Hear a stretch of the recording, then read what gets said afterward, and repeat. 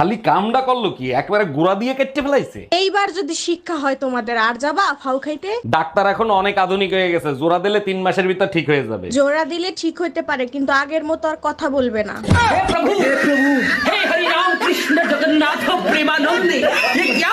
টুম্পা, আমি একটু বাইরে যাবো, আমার কাছে 1 টাকাও নাই, আমারে 2000 টাকা ধার দিবা? বউর কাছে টাকা ধার চাও? তোমার লজ্জা করে না? যাদেরকে ধার দিছো তাদের কাছে টাকা চাও। এই শালা সুধীর ভাই, তুই আমার টাকা দিচ্ছিস না কেন? আজকের ভিতর তুই আমার টাকা দিবি।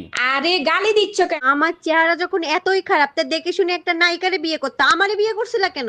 মা পছন্দ করছে তাই তোমারে বিয়ে করছি, তা নাহলে তোমার মতো মোটা মেয়েরে কে বিয়ে করে? 1 মিনিট, আমার ওজন মাত্র 50 কেজি, আমি মোটা হইলাম কোন দিক থেকে? দেখো, আমি তোমার শরীর নিয়ে কথা বলিনি, আমি বলছি তোমার মাথা মোটা।